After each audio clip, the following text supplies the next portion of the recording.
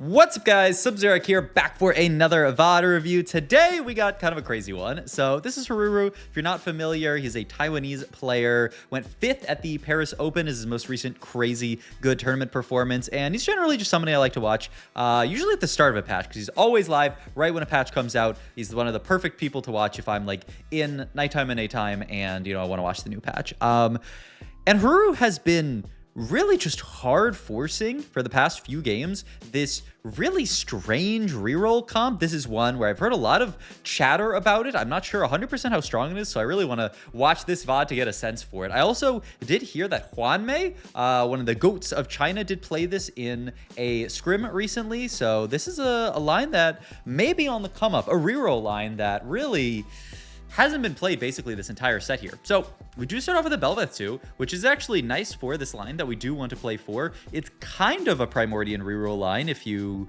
want to think about it that way. You definitely reroll some of the Primordian units, so it's definitely a piece of it, but it doesn't quite end there. It's not like old school Primordian reroll, even Koloshia Primordian reroll. That was at least like quite interesting. This goes even crazier than that. So for now, we'll chill with our Belveth opener here. Do not actually have Primordian in yet, which is really sad because we have a great opener, but no Primordian. So we lose out on some of the combat strength and also just some of the econ generation, of course. Opting not to slam an item here either. Really just gonna chill on this board. Also note that the portal is that extra, like each level is cheaper portal, so it's a little, this should be fine for like lower, like 2-cost reroll. For more like 1-cost reroll, it is quite awkward, but this is kind of similar to almost the old Primordian style reroll. It's kind of like a 1 and 2 cost line, but more heavy on the 2 cost here. Pick up the Maokai here, so that's going to go into our board here with the Sunfire. So yeah, now the second we fight someone kind of strong, we will make this slam here so that we can win this fight, and start playing for streak here because we have a pretty decent spot to play for win streak here. Gonna continue on with this board here. Hold on to Maokai pair, and yeah, just fit in this weird 3 brawlers setup right now. Is gonna actually swap out. Wow, actually, yeah, drop out of Primordian here just to get Nova in for the extra attack speed and the heal. Yeah, I mean, it's not bad in Primordian, especially because we're not 3 Primordian, isn't really doing all that much for us. So yeah, we'll just take it out as a trait here. We also obviously don't have any of the 3 stars yet, so yeah, it's just not a crazy trait right now. So we will continue to win streak with this board here. We got the Sunfire Slam. We have the sword open now. I think, were this a normal game of TFT, you would think, maybe we would slam like Edge of Night, we would slam something like maybe a DB and play towards, Corki. Not really what we're looking at right here. Haruru ends up taking the bow here. Could just slam into a GS, which is just a generically good item. I bet from how Haruru's been playing this line a lot that he was already thinking of playing it from here, but we'll see. Maybe he's thinking about being flexible in this spot here and making like a Giant Slayer Slam. And then you can play anything, right? You can play Yi, obviously. You can play Corki. You can play anything from GS, and we will make the GS here and get the 4 Brawler onto this board. Really nice upgrade here. Obviously lose out on the Nova, but it's a very tanky front line. The Belveth here can back up the board nicely. So yeah, I mean, it looks pretty chill here. Rotate into this guy who has the Stair Axe, which likely to be a Corki player. So if that's something that wants to dissuade you from playing Corki, then you can think about it that way and say, I don't want to play Corki. This guy's playing Corki because, I mean, you guys have played this patch. Every single game Corki is multi-way contested. This guy's a Kraken and Even Shroud. That guy is probably playing towards Master Yi. And so normally when you're playing AD, there aren't very many reroll lines available to you. We saw, Misfortune yesterday is like kind of a reroll line that you can play towards, but definitely one that requires a lot of things to go right and a lot of econ to get to. And so usually I think in this spot, you're saying, okay, I have to play one of 2 comps, essentially. I can play Master Yi or I can play Corki, and maybe I can fast 9 if I have the econ to do it, which is tough, which is why having some extra reroll comps to, have in your back pocket stuff that you can actually play in spots like this is really, really nice, because you don't want to just be stuck playing 2 lines. You scout the lobby, there's 3 E players, 3 Corki players. You say, oh my god, I'm going to send a strongly worded letter to Mortdog, and then Mortdog gets sad, and then it all goes downhill from there. Items wise here, we pick up Even Shroud, which is not bad. Definitely, I mean, we have all the aura items done here. Even Shroud, Sunfire tend to be really nice in these more like frontline centric comps where, you know, you get the even shroud down. This guarantees that you don't have to wait for like a last whisper unit to hit somebody. We have a pretty beefy front line with this 3 brawler, eventually probably 4 brawlers set up here. So yeah, it looks really, really nice. Leaves the tier open, which is a tad bit awkward, but we can figure out a slam out of that. Might end up just being another tank item, which would be totally fine. Rotated to this guy here with kind of a funny, I don't know why they took Tiniest Titan, but okay, they're kind of chilling with Tiniest Titan there. And we're gonna go to second augment here. I mean, glass cannon doesn't really make that much sense. He's looking at it a little bit here. Wow, he's actually, yeah, just gonna immediately grab the glass cannon. I'm a bit surprised because it's obviously a little bit weird with units like Belveth.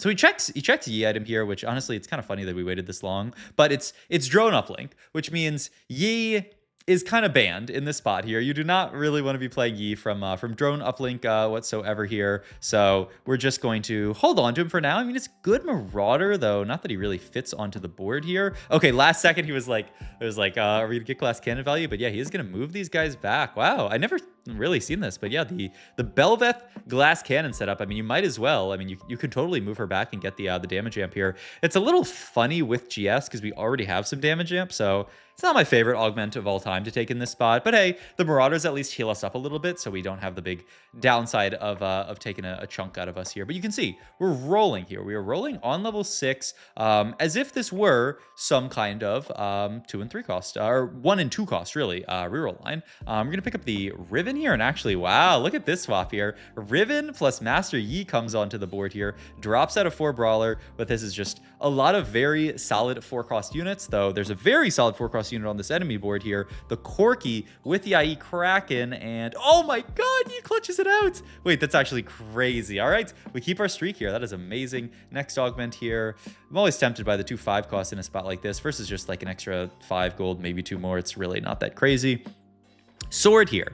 Now, this is where things get quite interesting, right? We're going to take sword here. I think a lot of games, this would just be, you know, an AD flex game. But obviously, we're rolling on 6, so we're trying to roll for something here on this board. And you can see, we see this Jinx in shop here. And we're going to hold on to it. We are going to sell our other units so that we can pick up this Jinx here. And actually going to roll quite deep here. Find the Maokai here. So he's actually going to swap back to that older version of the board that he was just playing. Because, I mean, 4 Brawler really, really good. And he's going to make a Shojin Slam. So what's going on here is that we are going to play for a Jinx duo carry on this setup. Now, this isn't, you know, crazy if you think about it. Belveth and Jinx are both, also, what a nice win there. Belveth and Jinx are both 2-cost challengers. And so it actually does make some sense to reroll for them together. It's quite reasonable that you could play them together, but it's really not something that we've seen this entire set. Jinx reroll has been this kind of like fabled thing where like, yeah, like she keeps getting buffed up and still she really doesn't do very much. Obviously, you know, you play her from anima cash out and stuff like that, but a spot like this, no anima, no nothing, just raw playing the Jinx, you pretty much never see this. And so I'm really curious to see, honestly. I mean, I have not one rep on a Jinx reroll setup here, so I really want to just gauge power here, because I mean, it's a pretty good spot for it. Only downside is we haven't seen a lot of Jinxes so far, only the 3 here, whereas we're a lot closer on Belveth. We're going to pick up the MF here and get 3 Challenger in here. One of the nice things about Challenger is it's that 2, 3, 4, 5 trait pattern, so you don't have to like feel really bad about putting 3 in. You can just kind of like laterally add more up. Is that the word I want to use there? Laterally? Probably. All right, I'm gonna roll down here a little bit more here. Pretty close to BV here, so we can roll a bit. You notice we're not really looking for the Briar 3 in this spot here, really just using Primordian as a combat augment, essentially, and an econ source. Not really looking for the Briar, but are holding on to the Rek'Sais here because Rek'Sai, really, really nice, you know, frontline here. I've seen people reroll Jax with this setup as well. The idea being like Atrox Jax can fit in quite nicely. The games that Haruru's played it, he has not gone that setup. He has just gone raw Jinx plus Belveth. So maybe a difference of opinion there. I mean, Kahuna Huna must be good, right? We have the GS. Yeah, I mean, okay, he's just going to take double GS augment here. Maybe Kahuna Huna. I mean, it seems fine on Jinx. Gonna grab our 5 cost here and just end up selling them there, so nothing too crazy. But we have the double GS setup, which is pretty nice here. Gonna roll it down, trying to pick something up, considering the 4 Chally in here, and then gonna change his mind. He's like, that's a lot of work to put that in, so we're just gonna throw this onto the Misfortune, and he's going to He's going a little crazy here because he's rolled so deep and hasn't found Belveth, hasn't found Jinx. This looks like my old Belveth games where I'm just rolling 1 trillion gold and can't find Belveth 3. I mean, it's just, it happens. But the upside is we have a lot of HP to work with. We win streaked really hard early with this setup. And so we can afford to lose 1 or 2 fights here. We hit the Belveth here, actually print the Belveth at the last second, which is always how it happens. But okay, we hit the Belveth. And we hit the Rek'Sai here, and we are actually getting close on the Jinx. 6 Jinxes here. He's rolling it a little deep here. Imagine these items should move over. He's going to move down the GS, yep, to the Belveth here. A little bit funny to play for, you know, just a what item Belveth when she's 3-star, but at the same time, these items like don't do a lot onto her. The Jinx items, he is, oh, just another loss there. It's okay, Haruru, you don't have to FF the game yet. I mean, you have your front line, but obviously the rest of the lobby is coming online here, so we need to hit the rest of our board very soon here. Gonna opt to take this Echo, what is it called, cash flow, 2 gold per round for the rest of the game, which is not bad. This allows you to kind of reroll, like roll further for your Jinx, find that, and then this can kind of repair our econ here. You can also see this guy with the Jax 3. I mean, it seems like Haruru never goes for the Jax 3 in this line, but, you know, that guy is also making it hard for us to hit here. All right, we're 1 off Jinx 3, so we're going to roll relatively deep here. Going to totally cut the Maokai on this board, and yeah, just get the Marauder in, and we do find the Jinx 3. So we've reached the board. It took a while, honestly longer than it feels like it should have here, but we did reach the board. Now, this Master Yi is wrapping onto her backline, so this looks like pretty bad fight positioning for us. I will say the Jinx did pretty good damage, 10k damage for a Jinx here. I was actually kind of curious about Jinx items. I'm down to bring them up here, honestly. So let's look at Jinx items. Let's look at Jinx 3-star. But I do want to filter out Battle Bunny Crossbow because I feel like this is one where her items are going to change a lot because of that. Okay, so you can see, I mean, what we're building for here is pretty reasonable. Stuff like the IE, his, wait, show me the rest of his items. It's IE Shojin, what was it? IE Shojin GS, yeah. So like the GS looks good. The Kraken actually looks pretty reasonable as well. Guinsoo does not look good. I was curious about Shojin. Yeah, Shojin not looking too bad here. So you can see, yeah, a lot of people building this attack speed, more Guinsoo oriented build, but you can actually see a lot of the boards that perform well. I mean, obviously, blasters and stuff like this. Yeah, I mean, a lot of Guinsoo's in here, honestly, but yeah, I mean, a build like this, sans Guinsoo's actually doing pretty well here. Yeah, some of these builds without Guinsoo seem to look better than the builds with Guinsoo. So, I mean, yeah, even though she is one of these units that, you know, scales nicely with attack speed, maybe you just don't need the Guinsoo's. You really want her to just, you know, shoot bigly from the start here. You don't want to wait for her to take all this time to ramp up here. And that's kind of what Shojin IE does in this spot here. It allows you to just kind of very quickly get that cast off, have a big cast that does a lot of damage, and that's all you really need. We also do obviously have Challenger providing a bunch of that attack speed, so that's another piece of it as well, where it's like, if we're going to go deep into this Challenger setup, do we really need all of this attack speed from Guinsoo? Obviously going to lose this fight. I mean, what is this board, by the way? Jax 3, Xayah 2, Blitz 2? I won't hold it against the comp that we don't win that fight. I mean, that guy looks absolutely disgustingly strong here. And okay, last item here. He's just going to grab this. What is this? Kraken QS. And then we have the anomaly for frontline here.